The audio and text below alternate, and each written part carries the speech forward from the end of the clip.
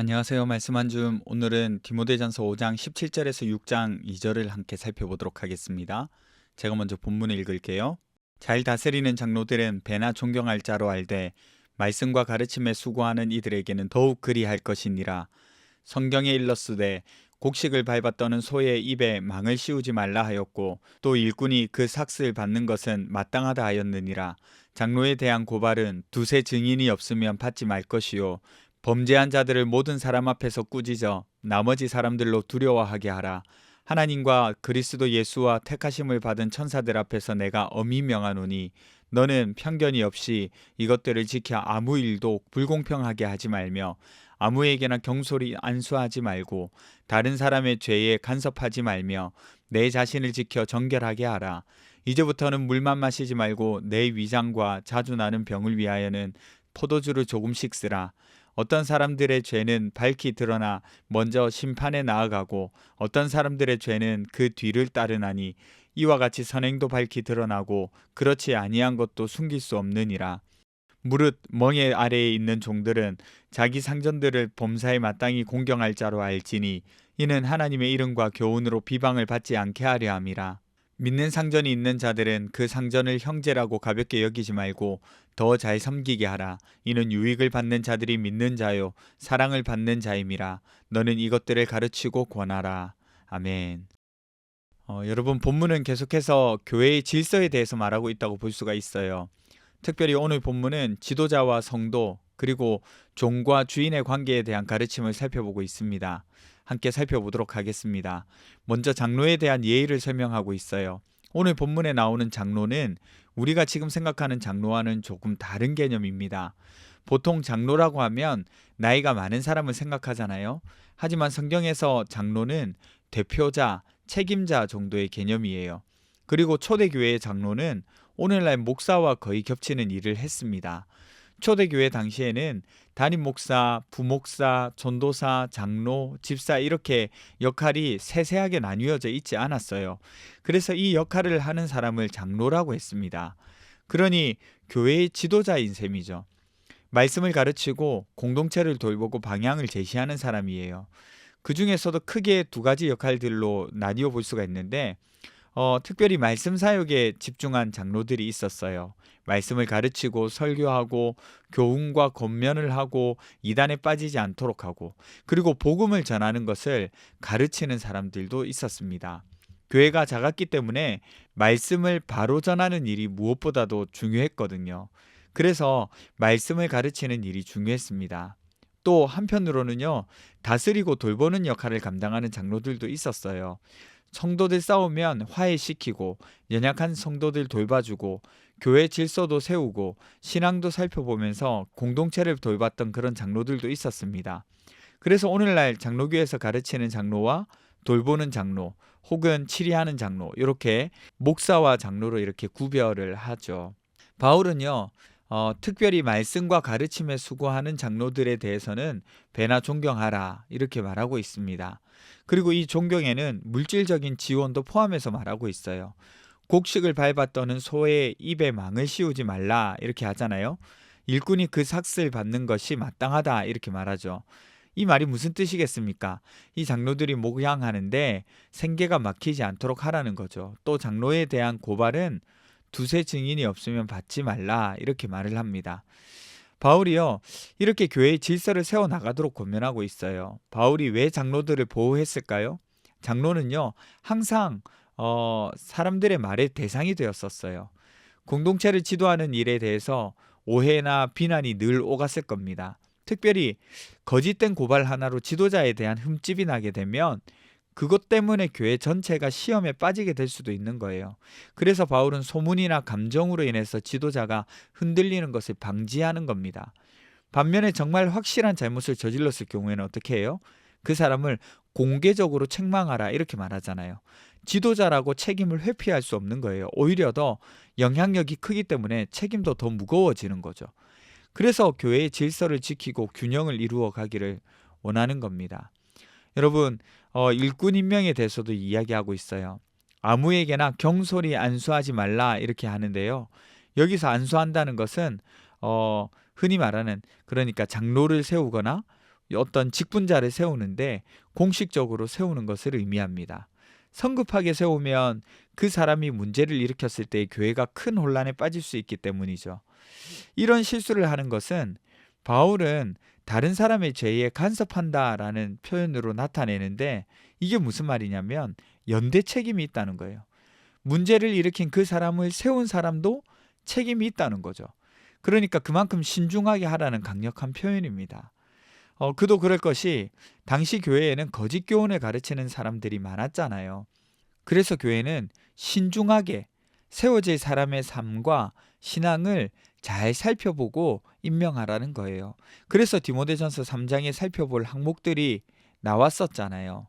마지막으로 주인과 종에 대해서도 언급합니다. 그리스도를 믿는데 종의 신분을 가진 사람은 주인이 믿는 자든 믿지 않는 자든 순종하라고 합니다. 왜요? 하나님의 이름과 그 가르침이 모독을 받지 않게 하기 위해서요. 그러니까 쉽게 이해가 가능하죠. 예수 믿는다 하면서 엉망으로 일하고 순종하지 않으면 예수 믿는 놈이 더하다는 이야기가 나오는 거예요. 주인이 믿는 자인 경우에는 주 안에서 우리가 형제 자매 아닙니까 할지라도 더욱 잘 섬겨야 한다고 말하는 거예요. 그 질서와 사회적인 위계를 지켜나가라는 거죠. 여러분, 오늘 이 말씀이 우리에게 주는 메시지가 뭘까요? 교회는요, 질서가 있는 곳입니다. 왜냐하면 하나님이 질서 있는 분이시거든요. 지도자를 존경하는 것, 또 섬기는 것은 꼭 필요한 일입니다. 뿐만 아니라 사회에서도 그 위기들을 지켜나가는 것은 꼭 필요한 일들이에요. 이런 면에서 보면 좀 제 이야기를 해서 좀 부끄럽지만 너무 감사한 것은 제가 많이 부족하지만 저희 교회가 저를 잘 도와주시고 또 섬겨주신다는 점이 저는 너무 감사한 거예요. 저도 성도님들의 그런 섬김에 부응하면서 목양을 잘 하도록 기도하고 노력하겠다는 생각들이 훨씬 더 많이 듭니다.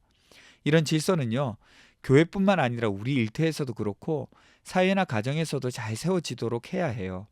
복음은요, 질서 있는 복음이니까요. 결국 복음이 드러나는 일이 되기 때문입니다. 그러니까 여러분, 교회와 여러분의 삶의 현장 가운데서 질서 있는 삶을 추구하면서 살아나가셨으면 좋겠어요. 우리 그 사실을 생각하시면서 우리 함께 기도합시다. 첫 번째는요, 질서 있는 삶을 통해서 복음이 드러나는 것을 경험하게 해주세요. 두 번째는 교회의 일꾼을 세울 때 지혜를 더하셔서 교회가 든든해져 가도록 도와주세요. 우리 함께 기도하며 나가도록 하겠습니다.